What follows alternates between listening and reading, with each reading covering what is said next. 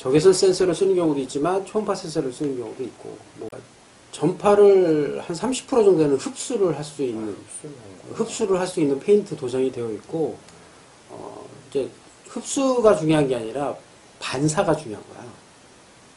반사. 그러니까 어느 쪽으로 반사를 시키느냐. 보통은 아까 얘기했듯이 초음파를 쐈어. 그러면 딱 쐈어. 그럼 가서 물체에 맞고 돌아온단 말이에요, 일로. 이게 문제야.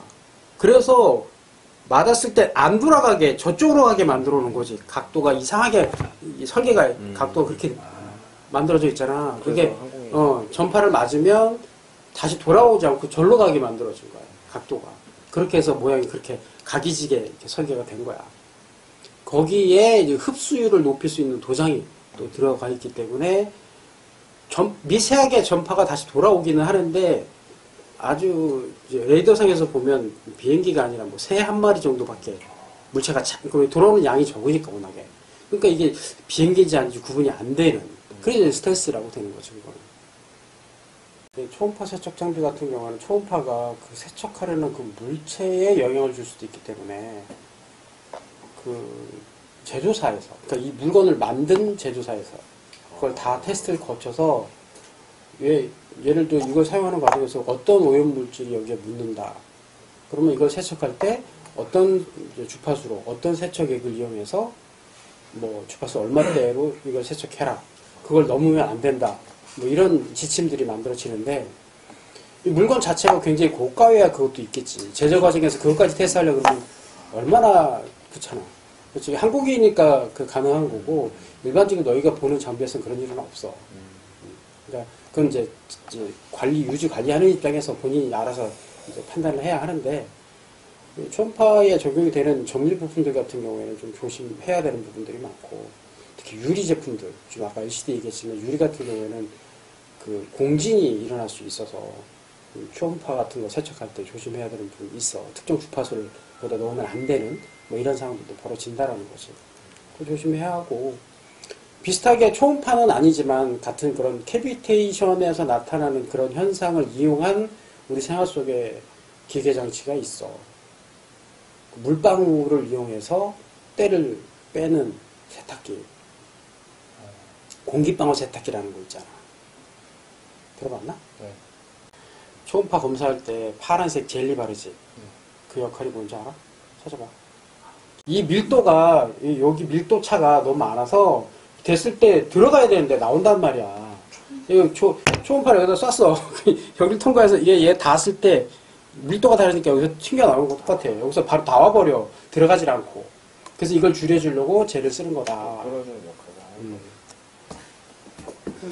근데 되게 간단하게 생각을 하면은 이게 이제 피부고 위에 젤을 발라주잖아요. 그리고 기계를 대잖아요. 그럼 결국 초음파를 싼 거야. 젤에서는 잘 들어가겠지만 결국 만나는 매질은 똑같은 피부잖아요. 저도 같은 생각. 자, 그래서 차이가 나는 게 내가 예를 들면 이제 여기 물질이 다른 두 개가 있어. 이렇게 두 개가 있는데 내가 초음파를 쏠 거야. 그러면 어디엔 투가 되고 어디엔 반사되게 쏠 수 있는 거지. 아까 얘기했던 물에 맞는 초음파를 쏜다 그랬지. 네네. 그러면 내가 목적이 이거면 여기에 맞는 걸 쏴야 하지만 이거면 여기에 맞는 걸 쏴야 된다고. 네. 그지? 그런 거야. 그럼 여기를 통과할 수 있는 주파수를 쏘겠지. 근데 밑에 여기 공기가 있단 말이에요. 공기층이 피부 안에. 그러면 밀도차가 갑자기 변하는 거거든. 여기에 맞춰갖고 쐈는데 공기가 먼저 맞닿으니까. 그리고 여기서 가만히 놓고 예를 들면 이 장비를 딱 해서 아무것도 깨끗한 거를 그냥 여기도 깨끗하게 닦고 딱 갖다 대고 이렇게 누르고 한다 그러면 들어갈 거야. 근데 움직여야 되잖아요, 저렇게.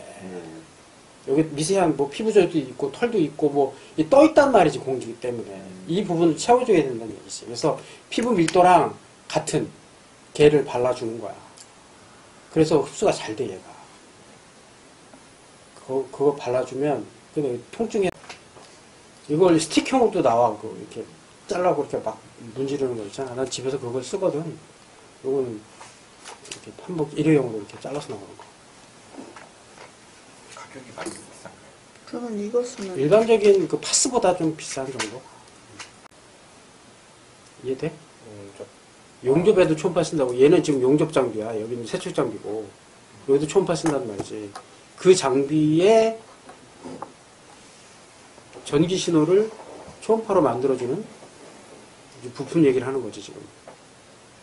응? 컨버터라고 여기서 부르는데, 전기를 보내, 일정 주파수가 되는 전기를 보내. 그러면 그 앞전 소자가 진동을 해서 초음파를 만들어주고, 이 초음파만 가지고는 용접까지는 안 되니까 이걸 증폭시킬 수 있는 물리적 장치가 하나 더 있고, 그걸 또 최종 용접 이제 작업을 하는 위치에 적용할 수 있는 또 뭐 스택이라고 하는 부분이 또 있어.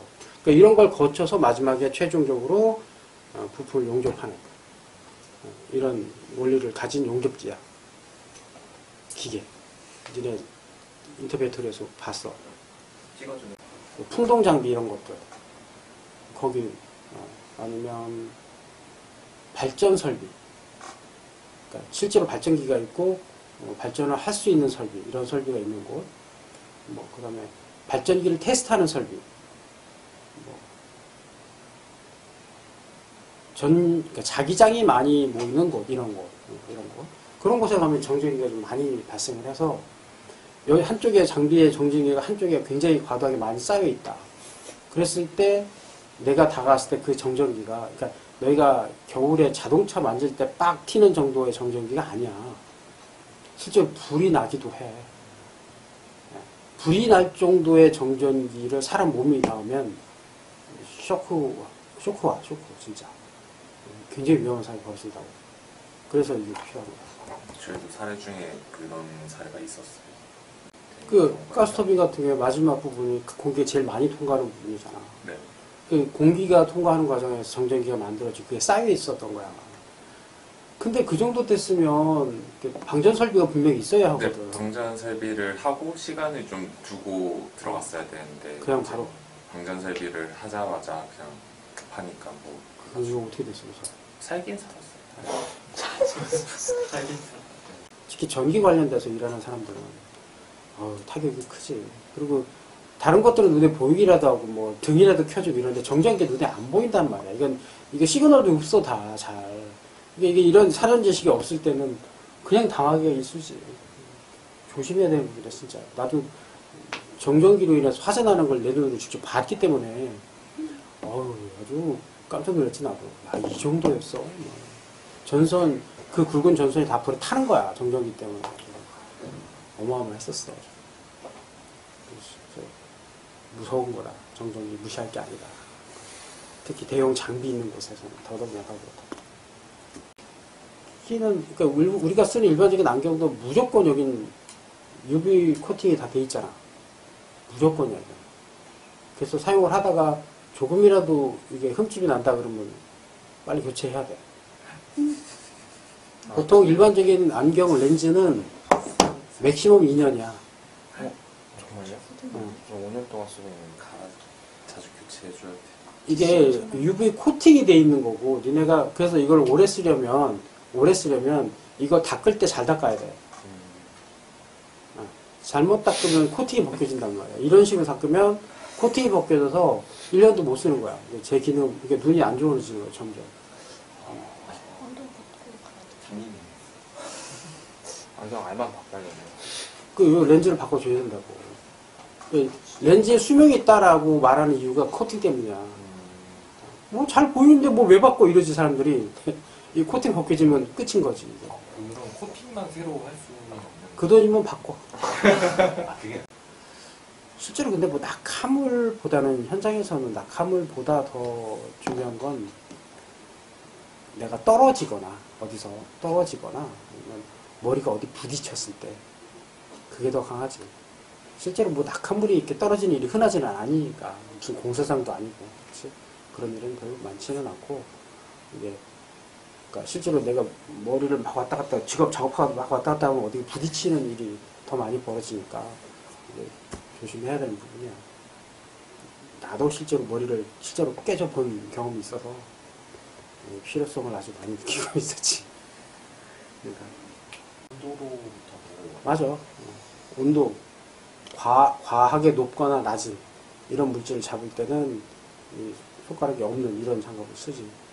두껍게 보호를 해야 되니까. 근데 이 손가락을 다 하나씩 만들려면 이 표피가 얇아질 수밖에 없잖아.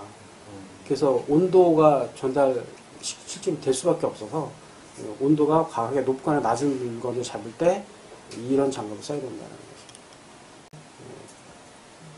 스트랩을 쓰거나 벨트를 당연히 써야 하고 낙상을 방지하기 위한 목적도 있고 더군다나 여기서 중간에 언급을 했듯이 여러 가지 작은 형태의 툴을 몸에 붙여서 가지고 올라가서 작업을 해야 하니까 꼭 필요한 물건 중에 하나다. 근데 세이프티라는 말이 들어가는 이유는 공구 수납의 목적보다 더 앞서서 사람의 안전을 더 목적으로 쓰기 때문에 세이프티 벨트라는 말을 쓰는 거니까 이건 당연히 써야 하는.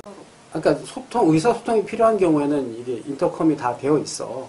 마이크하고 여기까지 다 끼는데, 야, 생각을 해봐. 그게 프로텍션을 하려고 그러면 이만한 헤드폰 같은 걸 껴야 되는데 이게 두꺼워. 맞아, 더워요. 거기에 인터컴을 하려고 그러면 여기도 껴야 되거든? 있어. 이만한 게 여기 두 개 있고 여기도 있어. 그래서 이렇게 껴야 여기서 말을 하고 소통을 할 거 아니야. 이렇게 해야지. 이렇게 그냥 이렇게만 있으면 안 들리는. 그러면 다른 소리도 다 들어오니까 워낙에 시끄러운 환경이라. 마이크도 보호해야 돼서 지금 쓰고 있는 마이크, 그러니까 여기 끼는 그 이어폰만한 게 여기 또 있어, 이렇게. 이 세 개를 이렇게 끼고 있어야 되는데, 한여름에 떼역볕에서, 힘든 건 사실이야. 다른 사람이 쓰던 거 여름에 지금 당장은 아니더라도, 추후에라도 문제가 생길 수 있으니까, 특히 이 귀 이어 프로텍션은 항상 염두에 두고 꼭 착용을 하라는 거지. 증인이 얘기하는 거니까 해줘. 여기까지 합시다.